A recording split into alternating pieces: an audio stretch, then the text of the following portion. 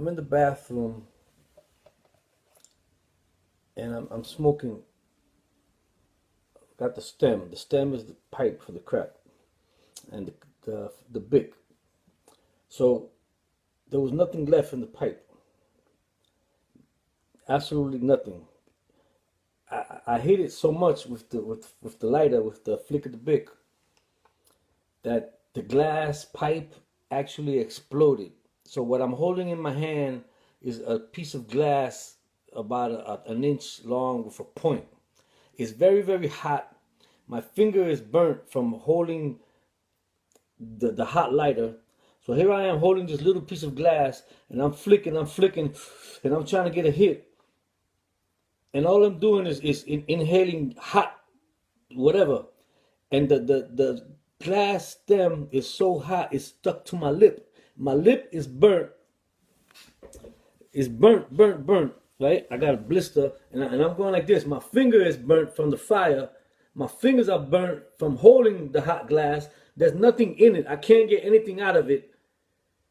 My heart is beating so fast, it felt like it was going to explode from the crack, because it makes your heart beat about 85 beats faster. I wrote a book. It's called The Cocaine Papers, where I get into the pharmacology, and depending on your weight, cocaine accelerates your heartbeat a certain amount of times. Like, for example, just throwing a number for an example, if your natural heartbeat is 85 beats per minute and you weigh X amount of pounds, then by taking cocaine, your heartbeat will go up to maybe 150 beats per minute. Whatever. I'm just throwing those numbers out. I don't remember correctly, but they're in a book that I wrote, which was never published, called The Cocaine Papers, what drug dealers don't tell you.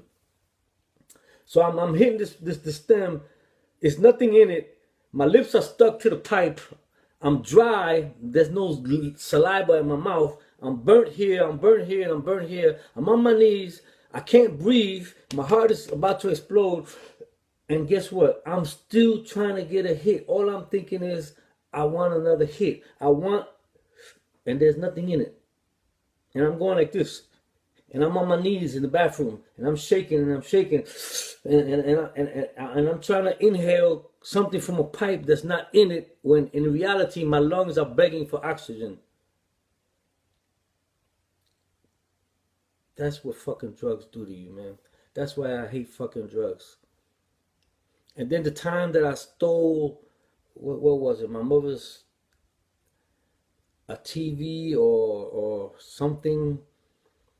So then she says, what did you do with it? I said, I sold it for drugs. So she says, how much? I said, $40. She gives me $40 to go buy it back from the drug dealer.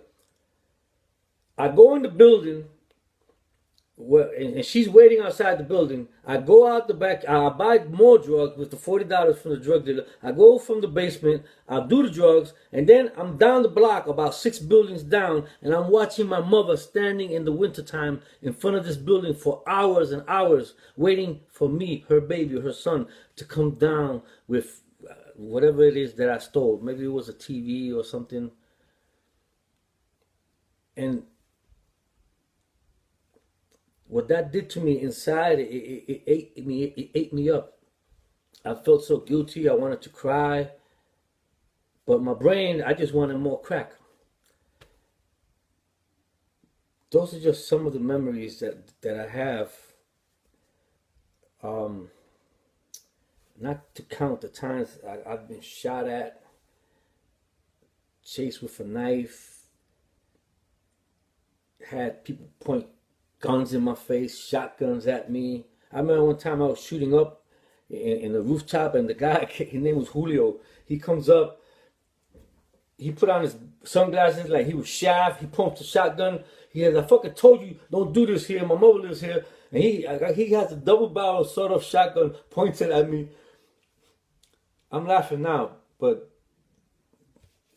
so I got the needle in my hand, and I'm booting. That's booting is when you make the blood go up and down, so you could. So I got the nerve to tell this guy, hold it. I'm almost finished. Let me finish. It's fucking funny, man. It's fucking funny. I remember once the white boys used to come from upstate, the rich to buy coke from the dealers. So this guy named Bones, since I was homeless, I used to sleep with a gun. We used to have different guns, and the guns had names. This gun's name, it was a 5-shot 38. We used to call it Bandit. So I said, let me Bandit. He said, there's a guy, there's a hockey player, just bought a whole, like an ounce of coke from Pablo, what's his name? Dominican drug dealer. So the guy comes down the stairs. I got Bandit in the paper bag, and when the guy comes down, I pull it out and I point it to his face. Now you can see the bullets in the chamber. So I say to him, give it to me. He's actually walking towards me, like trying to talk me out of it. So I said, listen, do you know what this is? He said, no, come to my car. I got something for you. Now, in a flash of an instant, in my mind, I was in a hallway. I heard the echo of the bullet as if I would have fired it, but I did not fire it because I would not kill anybody for money. That was a different lifestyle. I'm talking about 1988, 87. I'm not like that now, but I step back and I let him walk away. So when I go to Bones, who was a thief in the neighborhood, but he was my friend. He used to look out for me. He used to like give me food, take me to his house to eat. And anyway, so he says, oh, I would have shot him. And I said, I'm not going to kill anybody for money. That's just one of the times. I've had guns in people's faces so many times, and I didn't pull the trigger. And I'm grateful because I would have been in jail forever if it wasn't for I call it the mercy of God. Some people don't believe in God, but I call it blessings. Like when guys, I'm sitting in front of a building and two guys come out of nowhere. It's like 3 o'clock in the morning, and as soon as they get close to me, they take out these knives. I never ran so fast. You know how a quarterback runs when he's playing football? I don't know what the hell, where I got that power from. I remember I used to sleep in basements, and I used to overhear conversations in the middle of the night of people that were upstairs hanging out in the corner.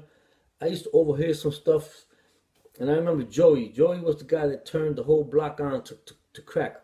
And them days we used to do it with ammonia.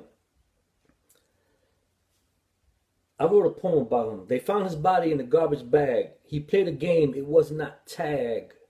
Joey always had a smile, but being sneaky was his style. What a shame the way he died. Inside my mind, I hear his cries. This was murder, not a joke. They tortured him. They made him choke. Joey was a good-looking guy, man. 22 years old, smiling face, charming personality. Everybody liked Joey. But Joey had one thing. I myself was going to wait for him in the hallway and beat the shit out of him with a bat. Because he says to me, go to Adolfo and get a gram of coke on credit, I'll pay half.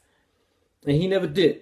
So basically, so in my mentality at that time, all drugged up, full of chemicals, that's what, I'm glad I never went through with it. Coincidentally, his daughter also got murdered across the street from where he was murdered, from a stray bullet. I'm talking about 134th Street in Amsterdam Avenue in Manhattan.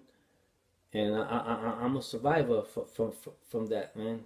They used to call me Sammy Sam from Amsterdam.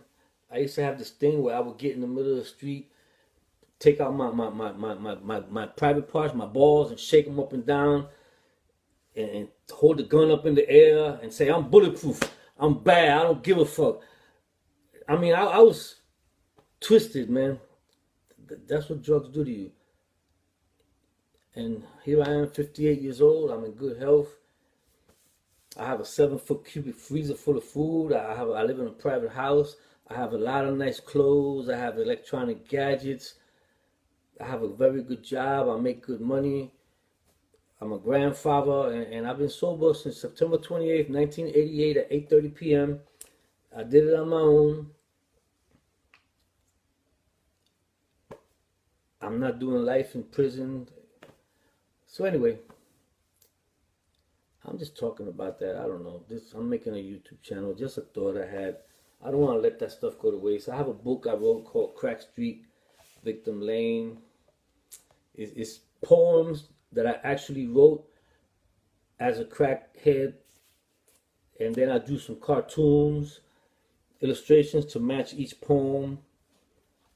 I think it's good stuff. I have the original manuscript, the original sketches. I don't know. Okay, here's just another video, excuse me, to add to the page.